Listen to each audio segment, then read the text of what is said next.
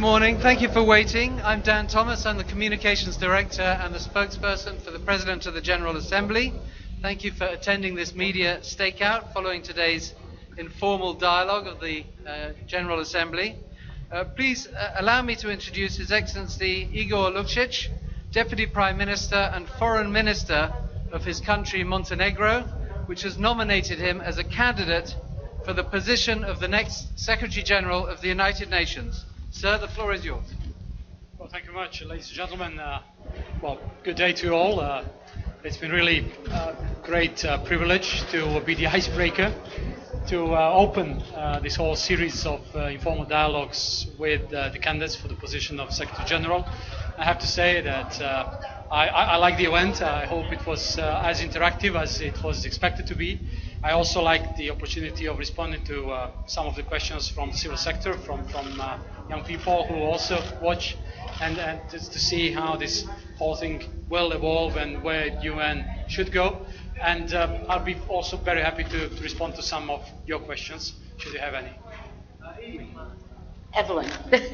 Right. Sir, can you please elaborate on what you said about migrants in Eastern Europe?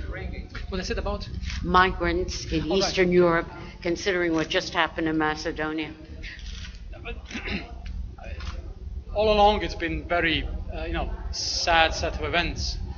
My country, in fact, was not part of the route itself, but we live in a neighborhood, and we've been in close contact with our friends from countries from the region about this issue. I had one of the questions related to migrants' flow at the formal dialogue, and actually I used it as an example to show that UN has a chance to become more effective, more proactive, because it is wrong to have such craved and crafted and with a lot of commitment, a lot of work, crafted agreement how to treat that, and then the next day somebody from UN system, in this case special agency dealing with refugees, says, well, there's a lot of controversies related to the agreement. I think it shows by example that we need to be more proactive, that we need to keep working together, and that's why I've been emphasizing the need that the next administration actually should the next administration's Deputy Secretary General should be in close contact with regional arrangements to make sure that this does not repeat.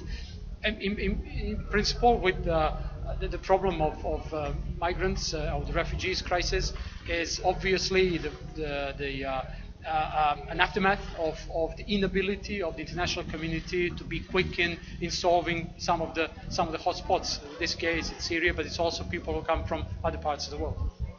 We have a question over here. If you could identify yourself. Yes, thank you. Mr. Lukšić, George Baumgarten, correspondent for Jewish newspapers in North America, as well as for some East African and other papers. You mentioned in your vision statement, your oral vision statement, the obvious primacy of human rights, and you mentioned the Human Rights Council. What would you do as Secretary General, if elected, to in some fashion remedy the obsession of the Human Rights Council with the State of Israel, which has been the object of about 80%, I think, of their resolutions? And in the long run, more importantly, what would you do to get them to get involved with or pass resolutions on many of the other human rights, genuine human rights violators all over the world?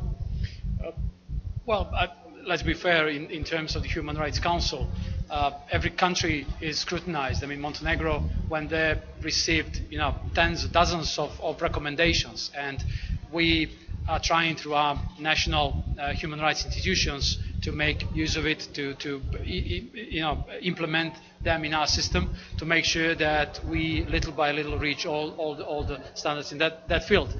So in our view, Human Rights Council has proven to be a useful tool, and even I propose that we should hold debate and keep discussion alive about making it a principal body of the United Nations. Of course, I know how hard it is, I know how complex the procedure is and how lengthy it can be, but whatever, I think we need to keep this topic alive, because looking from the perspective of SDGs and Agenda 2030, human rights permeate the whole agenda. So that's why they are not, by coincidence, one of the pillars of our work.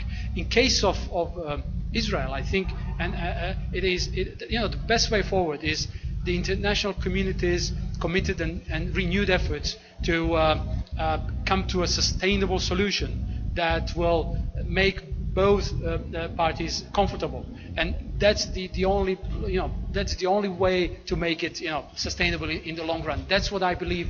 Also, the future Secretary General can help with, because if we implement modifications I've proposed, then probably Secretary General and his deputy could actually do more and allocate more resources in trying to help to and facilitate in order to resolve some of the too long protracted conflicts.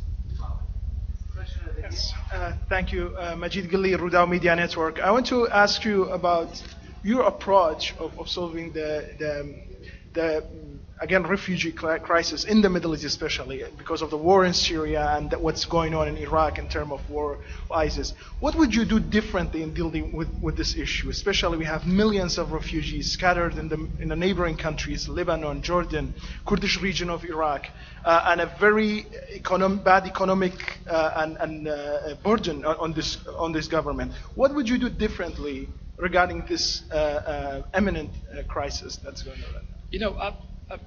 I understand the burden of the countries in the region. I'm referring to Middle East, neighboring countries to Syria. Plus, there's millions of internally displaced people. Throughout the 90s, although we didn't wage any wars, but Montenegro was sanctuary.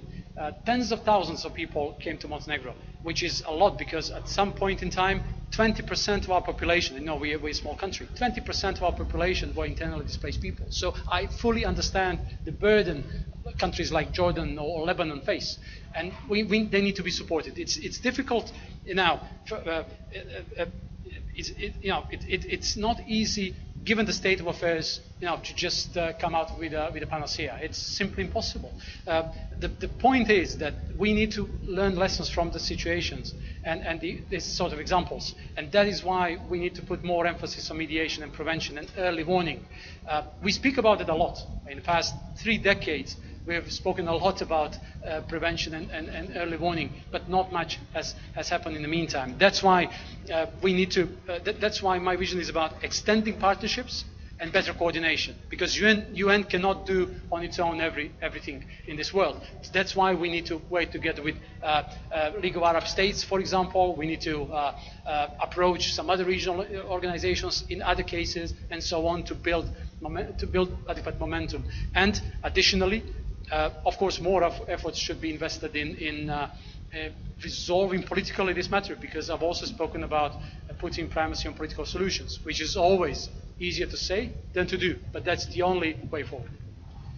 Should we take one last question? One last Yes. question. One thing I noticed about your presentation, sir, is that you're not a woman. Can you talk a little bit about the dynamics of Eastern Europe women, and what do you want to see as a Secretary General, especially since there's such a strong urge to elect a woman, and you are not? Were you born a man? Which I understand, of course, but I don't think that. I mean, if there was an agreement that women should be selected, then I wouldn't be standing here, and that's it. But I don't think that the problem of gender equality is going to be resolved by simply appointing a woman Secretary General. I think it's a lot more than that. I think it is about really committed efforts to make sure that 3025 resolution is really implemented. And I can share some of my experience. I mentioned that at the event. When I was Prime Minister, I was the first in the region to appoint a female defense minister. And it was controversial, but followed by some other countries in the region. So leading by example, that's what I want to say. I think it also means that if I am to be selected Secretary General, then I should appoint women Deputy Secretary General. And also, not only this equality principle should be applied to, but another one, which means that if I come from Northern Hemisphere, a woman from Southern Hemisphere should be appointed Deputy Secretary General. I even have, in order to strengthen my approach to regional also equality, stressed the need to think about Nairobi as a seat of Deputy Secretary General. How much money is Montenegro devoted to your campaign? How is your campaign financed? Well, when government decided to nominate me, there was also a decision that our budget will provide financial means for this. But of course, being myself, having been myself finance minister, I know that you need to make the best possible value out of money invested, which means that we have concentrated our efforts into New York and also a couple of other events to make it as effective as possible, but at the same time as efficient and without committing too much of resources unless those which are inevitable. Are you going to disclose the budget? Of course, okay. Absolutely. Yeah. No, I couldn't be advocate of transparency, and I was as Prime Minister. I was one of the advocates of transparency without committing to disclose all the money we've spent on trips abroad, all the events I've attended in conducting this campaign. Thank you all. Thank you, folks. Thanks so much.